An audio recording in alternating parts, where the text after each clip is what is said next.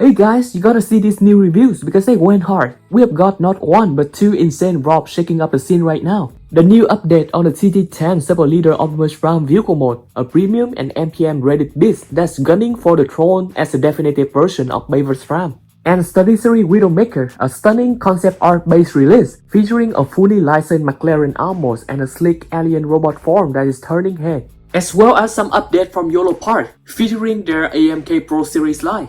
Whether you are into movie-accurate display pieces or rare concept art figures that never made the final cut, this lineup is different. First up, we finally have news updates on the CT10 Super Leader Optimus Prime.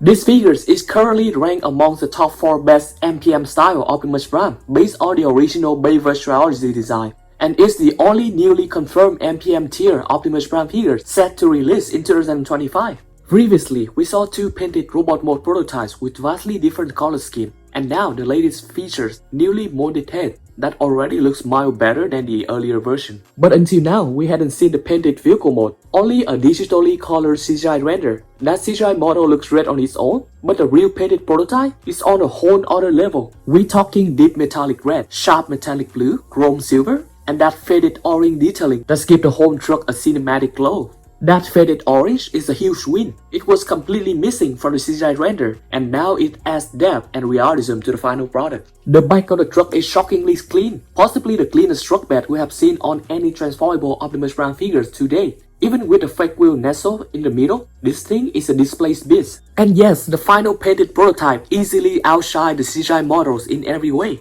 This now puts the CT10 Super Leader in direct competition with the reigning champion, the Black Apple Tunnel Leader Optimus Prime. While CT10's vehicle mode may look a bit more squashed and elongated in comparison, it's not far behind at all, and that cleaner truck bed might just give it an edge. Call me crazy, but the proportion on the new CT10 Super Leader Optimus Prime looks shockingly similar to the tiny BL01 Highway Roadmaster. Yes, I know, these two figures are on completely different scale with totally different engineering and transformation sequences, but somehow they both land incredibly close to the same base proportion we have seen in the CGI renders. Even their truck modes are very alike, both look a little squashed and elongated in the same way. That similarity goes beyond coincidence. And what's even crazier? At one point, their paint applications were nearly identical too. It's wild to think that these two figures, worlds apart in size and complexity, just echoed each other this closely in design. Collectors, you noticing this too, right?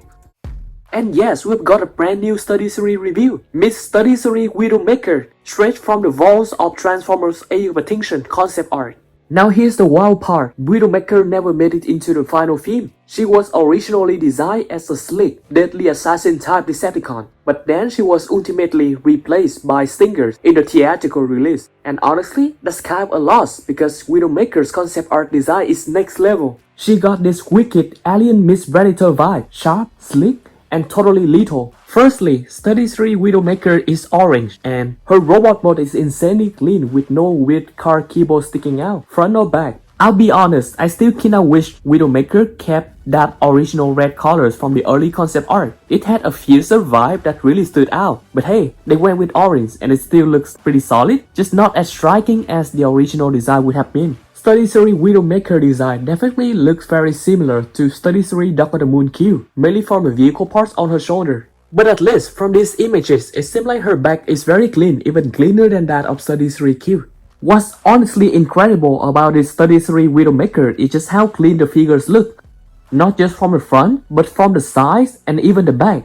The entire vehicle hood is completely disappears. It's collapsed smoothly and hides away in the robot mode, all without any part forming or awkward weapon storage tricks. This kind of seamless design we love to see. It feels like the real engineering magic. Articulations wise, it looks like she's gonna be superposable. There's nothing bulky getting into the way. But unfortunately, she doesn't seem to have ankle tails, similar to most Studio Series Deluxe class figures out there. And obviously, there's an interesting twist. Even though her concept art show a tail whip weapon, the Studio Series figures is coming with dual iron blaster instead. And yes, not just a weapon, but they seem to follow a totally different concept art this time. That said, we have to admit that this new Studio Series figures is impressively accurate to the Widowmaker's updated concept art. It's quite interesting that there's so many different concept art of Widowmakers out there. And if we ignore the tails on the original design, this figure stays surprisingly faithful to the original design still. Probably a smart move to keep that clean aesthetic, just like what they did with 33 Overlord, where they gave him 2 legs instead of 4 for better displays and stability.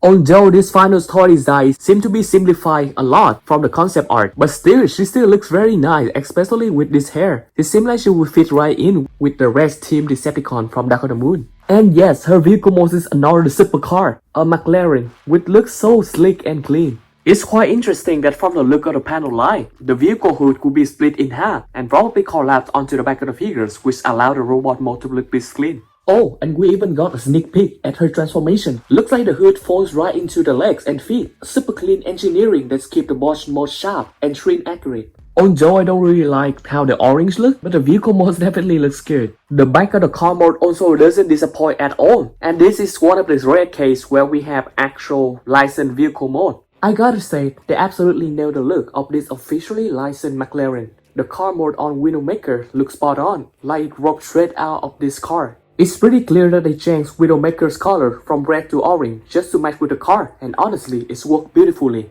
In case you're wondering how Widowmaker stack up with other Studio Series figures, here's a quick look. She scaled perfectly with the Bumblebee movie Jet Strider and Studio Series Ride of the Beast Nightbird. The fanboy trio is finally complete. They look absolutely menacing side by side. All in all, Widowmakers look like one of the most unique and badass Studio Series reviews we have seen in a while. A concept art Decepticon with that much style? Count me in! Yolopark just give us some update. We finally got new prototype of the AMK Pro series Soundwave, Ravage, and Shockwave, and even unpainted, they already look like top tier figures of the year. Let's start with Soundwave. This AMK Pro version stands at around 20cm tall, brings some seriously clean engineering to the table. Even without the paint, we can already see the intricate molded details, the layered mechanical plating on the chest, and it's just extreme quality. Now check out Ravage. I wasn't expecting this much, but this little guy might steal the show. The claws are razor sharp, the teeth are fully sculpted, and the proportions feel spot on to the Bumblebee movie design. And here's what really got my attention. Ravage actually looks like he has articulation on par, if not better than the Studio Series core class version. This isn't just a throw-in accessory, but he looks like a legit companion figure. Next, we have AMK Pro Shockwave standing at 23cm tall. He's a little bit bigger than Soundwave, and honestly, he looks even more impressive. The arm joints have visible and layered detailings, gear, piston, and ridge that make the figures feel heavy and high-end. The legs have sturdy and tank-like structure, while still hinting at a solid articulation, especially around the knees and ankles. One thing that's really stood out to me is the proportioning. It's not just trim accurate, but it's refined. The design avoids exaggerated bulk while still feeling powerful and commanding. And that's a wrap on this insane new review. CT10 Super Leader, Widowmakers, and Yolopark Shockwave and Soundwave. If you want to stay ahead of the curve, hit that subscribe button and turn on the notification. Drop a comment with your favorite review. More figures breakdowns and more Bayverse teasers coming real soon.